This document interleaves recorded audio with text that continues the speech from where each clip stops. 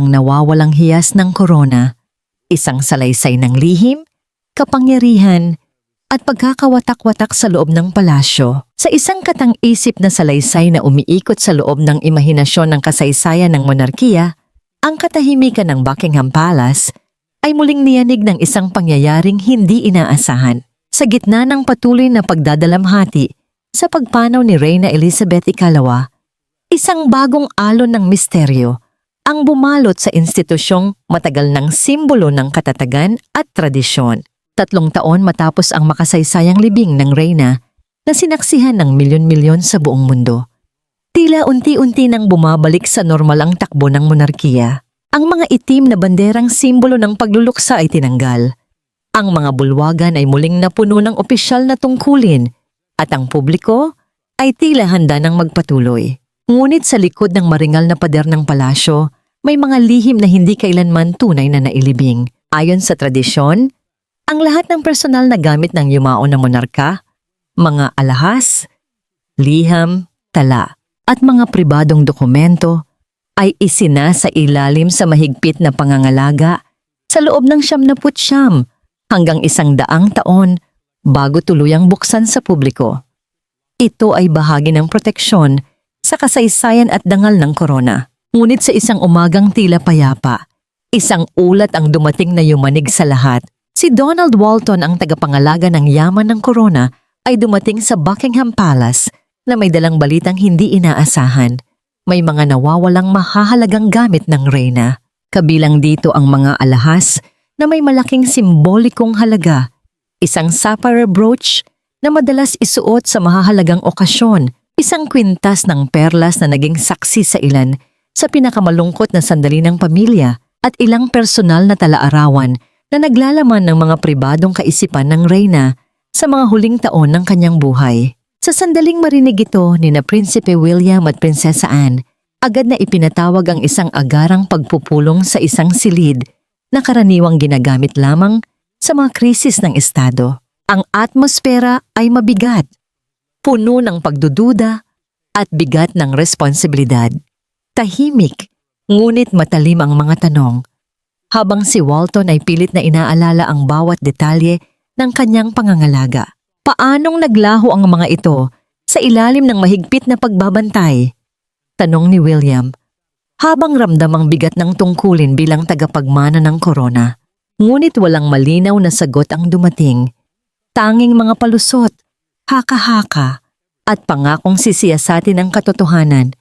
Sa puntong iyon, ang dating organisadong sistema ng palasyo ay unti-unting nagpakita ng mga bitak. Sa kabilang dako, sa isang mas pribadong bahagi ng palasyo, si Haring Charles III ay tahimik na nakaupo.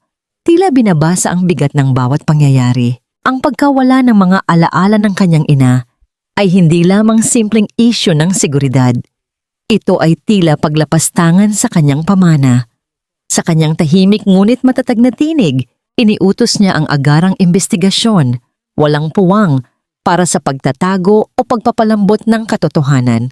Sa gitna ng kaguluhan, lumutang ang pangalan ni Camilla sa mga bulungan ng ilan sa loob ng palasyo.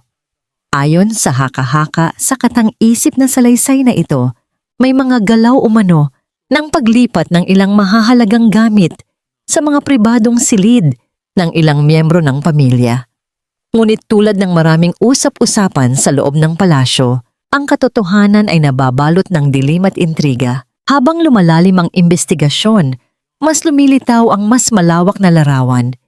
Hindi lamang ito usapin ng mga nawawalang alahas, kundi ng tiwala, kapangyarihan at pagkakahati-hati sa loob ng pinakamakapangyarihang institusyon sa bansa. Ang bawat miyembro ng pamilya ay napilitang harapin ang sariling pananagutan habang ang publiko ay unti-unting nakakaamoy ng isang iskandalong maaaring magbago sa pananaw ng mundo sa monarkiya. Sa mga sumunod na araw, ang tensyon ay lalo pang lumala. Ang mga pulong sa pagitan ni na William, Anne, at mga tagapayo ng korona ay naging mas madalas at mas mahigpit. Ang bawat detalye ay sinuri, bawat galaw ay kinwestiyon. Sa likod ng mga pintuang nakasara, ang pamilya ay hindi na lamang nagdadalamhati, Sa pagkawala ng isang reyna, sila ay nakikipaglaban upang mapanatili ang integridad ng kanyang iniwang pamana. Sa isang tahimik ngunit mabigat na gabi, sa eksaktong 4:00 ng hapon, isang lihim na konseho ang ipinatawag sa tinatawag na Royal War Room. Naroon sina William, Prince of Wales, Anne, Princess Royal Edward, Prince of Edinburgh at Queen Camilla. Ang mga pinto ay isinara, ang mga bantay ay pinatahimik at maging ang hangin sa loob ng silid ay tila hindi pinapayagang makagalaw ng malaya. May nanghimasok sa mga pribadong pag-aari ng yumaong reyna. Malamig na pahayag ni Charles at hindi ito dapat makarating sa media hanggat wala tayong kasagutan. Sandaling katahimikan ang sumunod sa ganitong uri ng kapaligiran kahit ang paghinga ay tila may kahulugan. Si Camilla ang unang bumasag sa tensyon. Marahil dapat nating tingnan ang treasury mismo. Kung si Mr. Walton nga ang sangkot, posible bang may tumulong sa kanya? Anya ng mahinahon, ngunit matalim. Umangat ang kilay ni Edward. Ibig mong sabihin, hindi siya nag-iisa? Hindi natin dapat isantabi ang posibilidad na yun. Sagot ni Camilla. Tumango si William, mabigat ang ekspresyon. Kung ganoon, mas malalim ito kaysa inaakala natin. Ngunit si Anne ay hindi agad sumang-ayon. Hindi tayo maaaring basta magbintang sa loob ng palasyo. Naalala ninyo ang nangyari noong dekada 90. Isang maling akusasyon ang halos sumira sa buhay ng isang opisyal. Ang pangalan ni Mr. Donald Walton, ang punong tagapangalaga ng kayamanan, ay tila bumigat sa hangin kahit hindi binanggit ng paulit-ulit. Ang takot na maling hakbang ay maaring magdulot ng panibagong iskandalo ay nanatiling nakabitin sa bawat isa. Sa huli, nagdesisyon si Charles. Magkakaroon ng 2 investigasyon, isa mula sa Treasury at isa sa ilalim ng ating direktang autoridad. Walang makakaalam sa labas ng silid na ito. Kinabukasan, isang bagong hakbang ang isinagawa. Ipinatawag si Sir Clement Mallister, isang veteranong opisyal ng seguridad ng palasyo. Kilala siya sa kanyang malamig na pag-iisip at karanasan sa mga international na krisis. May paglabag sa seguridad sa pinakamataas na antas, pahayag ni Charles, at hindi natin maaring ipasa ito sa karaniwang proseso. Tahimik na tumango si Sir Clement Mallister. Naiintindihan ko, kamahalan. Magbibigay ako ng paunang ulat sa loob ng 10 araw. Sa labas ng palasyo, hindi na natiling lihim ang lahat. Sa loob lamang ng 1 araw, sumabog ang balita sa buong United Kingdom. Mga headline na gaya ng nawawalang kayamanan ng reyna, krisis sa palasyo, at sino ang may sala. Ang bumalot sa media, si Donald Walton, ang pangunahing pinaghihinalaan, ay napilitang humarap sa press ng paulit-ulit. Ngunit habang lumilipas ang oras, lalong nagiging magulo ang kanyang mga paliwanag. Sa unay matatag, kalaunan ay nauwi sa pagkalito, at sa huli tila wala nang natitirang kumpiyansa. Hindi na niya kayang ipagtanggol ang sarili. Isang mamamahayag ang nagsabi, parang unti-unti siyang nilalamon ng sitwasyon. Sa gitna ng kaguluhan, lumitaw si William sa harap ng publiko. Maayos ang postura, malamig ang boses, at walang bakas ng pag-aalinlangan. Ang insidenteng ito ay kasalukuyang iniimbestigahan ng mga kaukulang autoridad ng palasyo. Wika niya, ang sinumang mapapatunayang responsable ay haharap sa nararapat na parusa. Ngunit ang publiko ay hindi nasiyahan sa mga formal na pahayag. Gusto nila ng sagot, gusto nila ng pangalan, gusto nila ng katotohanan. Sa loob ng palasyo, mas lalong uminit ang sitwasyon. Ang mga bulong-bulungan ay kumakalat kahit sa mga pasilyo kung saan dati katahimikan lamang ang umiiral. Ang tiwala ay unti-unting nabibitak. Sa isang pribadong pagpupulong, muling nagtagpo ang mga pangunahing tauhan. Si Camilla ay nananatiling kalmado, ngunit ang kanyang mga mata ay puno ng pag-iingat. Si Anne ay mas matigas kaysa dati. Si Edward ay tahimik, ngunit halatang nag-iisip ng malalim. Si William ay tila pinipilit panatilihin ang imahe ng katatagan. Hindi ito simpleng pagkawala, sabi ni Charles sa mababang boses. Ito ay pagsubok sa ating institusyon. Sa mga sumunod na araw, ang investigasyon ni Clement ay unti-unting nagbubukas ng mas madidilim na layer ng pangyayari, mga hindi tugmang tala sa inventaryo, mga hindi autorisadong pag-access sa lumang archive, at mga hindi maipaliwanag na galaw sa loob ng secure storage. Ngunit sa bawat sagot na lumilitaw, mas maraming tanong ang sumisibol, at sa dulo ng unang ulat, isang linya lamang ang nagpabigat sa lahat. Hindi ito simpleng pagnanakaw. May mas malalim na estruktura ng pagkubli. Si Donald, ang pangunahing tagasuri ng mga talaan ng treasury, ay paulit-ulit na bumalik sa bawat pahina ng entry logs at inventory list. Wala siyang makita. Walang kulang, walang dagdag, walang maling entry. Ngunit sa kabila nito, ang mga hiyas ay naglaho na parang bula. Sa kabilang panig, si Sir Clement Mallister, na ngayon ay halos pasan ng bigat ng buong korona sa kanyang mga balikat, ay hindi rin tumigil. Kinwestiyon niya ang lahat, mga opisyal, gwardiya, clerk at mga katulong. Walang nakaligtas sa interogasyon, ngunit walang umamin at walang ebidensyang tumuturo sa sinuman.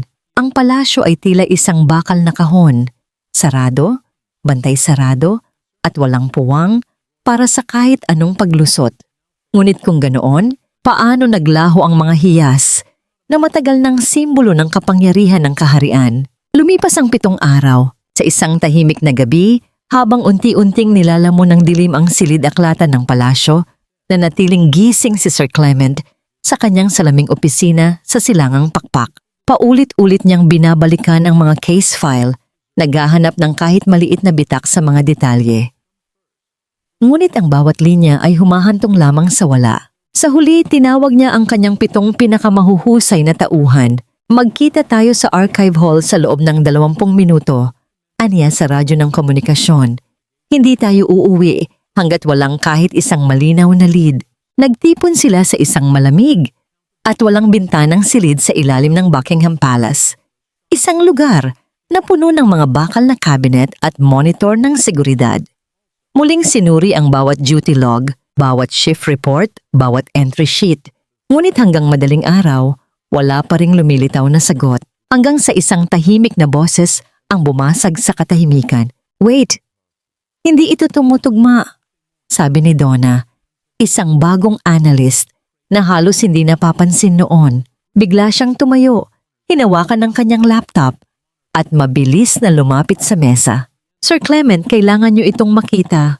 Ipinakita niya ang isang na-scan na log sheet. April 27, 2025. Isang gwardiya ang nag-clock in sa oras na 3:00 at 49 na minuto ng umaga. 2 oras at 11 minuto bago ang kanyang nakatakdang shift na 6:00 ng umaga. Wala ring closing log, walang remark at walang anumang follow-up entry. Pangalan? Tanong ni Clement. Biglang naging alerto. R. Halton, Robert Halton. Tahimik ang buong silid. Na-interrogate na ba siya? Tanong ng isa. Oh! Sagot ng isa pang analyst habang binubuklat ang folder. Kasama siya sa unang batch. Wala siyang sinabi. Malinis ang background check.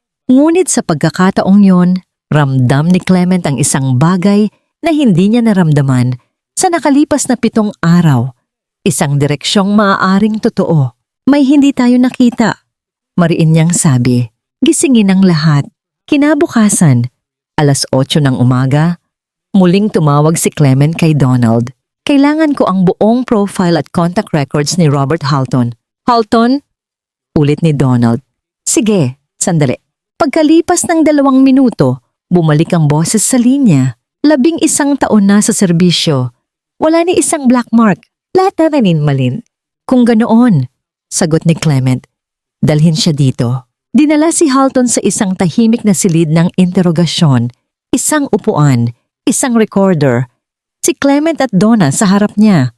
Robert, mahinahong sabi ni Clement, ipaliwanag mo ang Abril 27. Pumasok ka ng halos 2 oras ng maaga. Nag-aalangan si Halton. Lumipat ang kanyang mga mata. Pinagpawisan ang kanyang mga kamay. Maaga lang ako. Nag-rounds ako. Siguro nakalimutan kong mag-log. Bulong niya.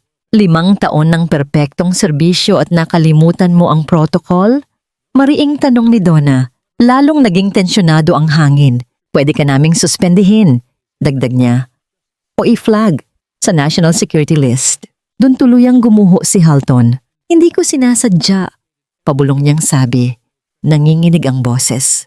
May nakita ako noong gabing iyon. Biglang natahimik ang silid. Isang delivery na wala sa manifest. Isang kahong walang label. Sinabihan kaming wag itanong. Pero nakita ko kung saan dinala. Napatingin si Clement. Saan? Huminga ng malalim si Halton bago niya binigkas ang mga salitang magbabago sa buong investigasyon. Sa lumang underground vault, yung hindi na dapat ginagamit mula pa noong dekada 90. Hindi ko alam na mali ang ginagawa ko. Paulit-ulit na sabi ni Halton habang kaharap ang investigador na si Sir Clement Mallister. Nanginginig ang kanyang boses, puno ng takot at pagsisisi. Sinabi sa akin na galing ito sa corona. Ipinangako nila ang pera para sa paggamot ng asawa ko. May cancer siya.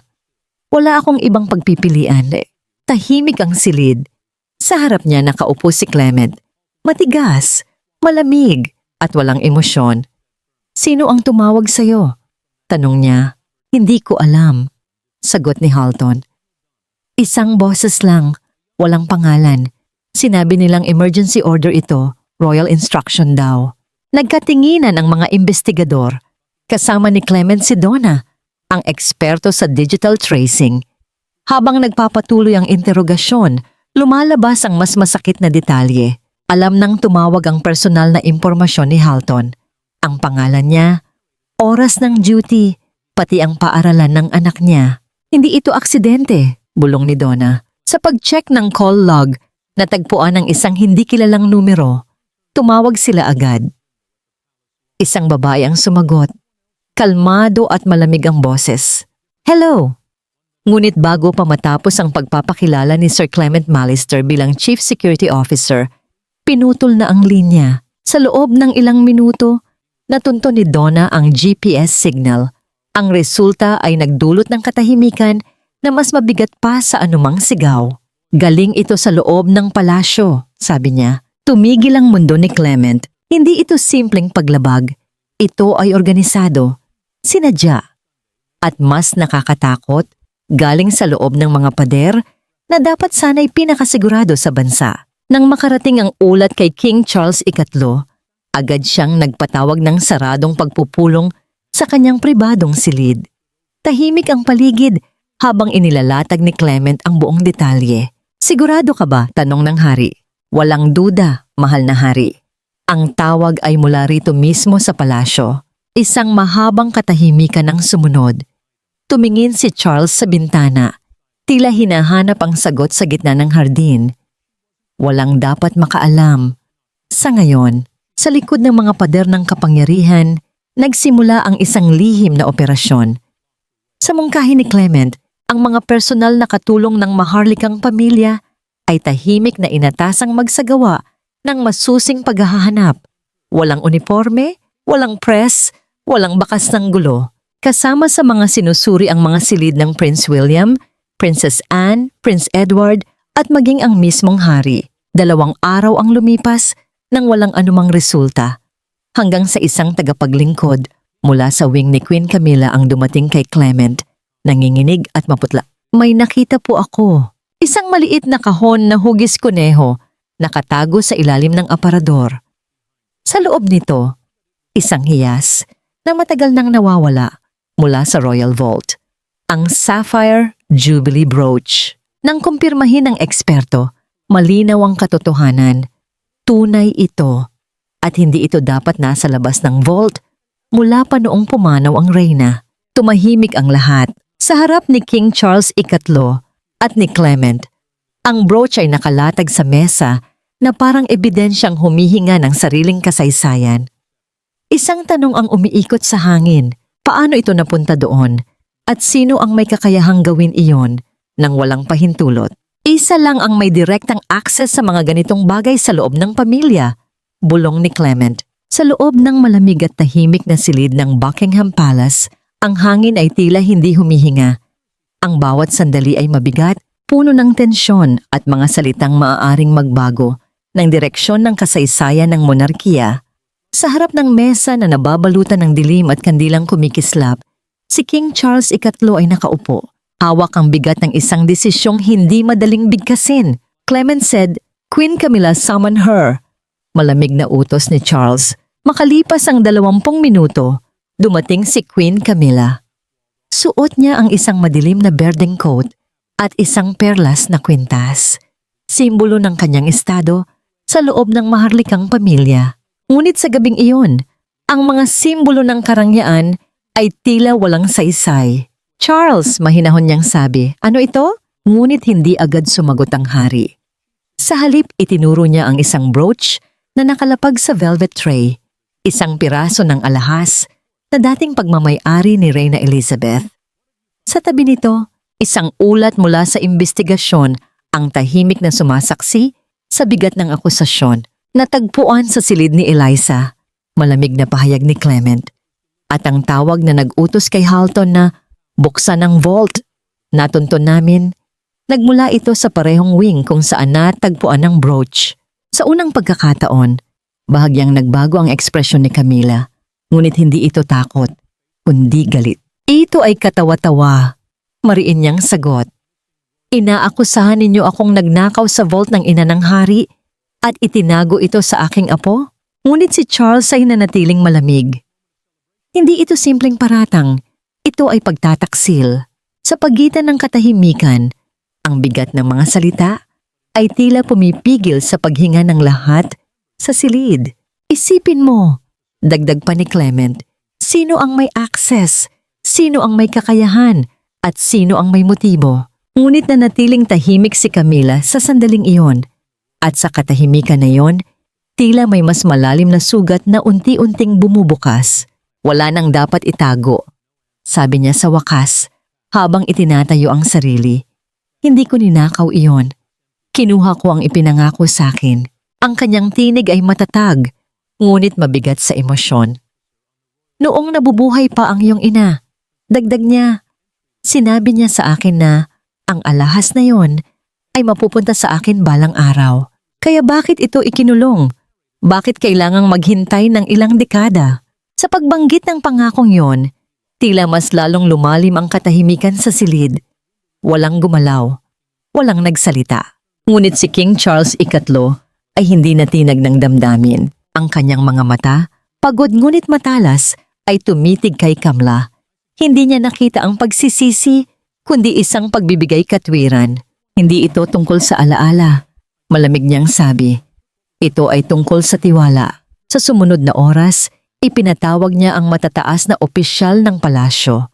Sa harap ng lahat, binigkas niya ang desisyong yayanig sa monarkiya. Siya ay tinatanggalan ng mga seremonyal na tungkulin. Anya, ang kanyang mga titulo at anumang hinaharap na karapatan sa ari-arian ng korona para sa kanya at sa kanyang pamilya ay binabawi. Ang silid ay tila natigilan. Ang monarkiya, dagdag niya, ay itinayo sa serbisyo at tiwala. Kapag nawala iyon, lahat ay guguho. Sa labas ng palasyo, hindi nagtagal ay sumabog ang balita. Sa mga telebisyon sa buong United Kingdom, lumabas ang headline, Queen Camilla stripped of royal rights amid missing jewelry scandal. Ang publiko ay nahati. Ang ilan ay nagulat. Ang iba ay naniwala sa hustisya. Ang iba naman ay nagtanong kung ito ba ay tunay na katarungan o isang mas malalim na alitan sa loob ng pamilya. Kasama sa usapan ang mga pangalan ni na Catherine, Princess of Wales at Meghan Markle na muling hinila sa diskusyon ng publiko tungkol sa dinamika ng maharlikang pamilya at mga lumang tensyon sa loob nito. Ngunit sa gitna ng ingay, nanatiling tahimik si Charles. Makalipas ang ilang oras, naglabas siya ng isang recorded na mensahe. Nakaupo sa likod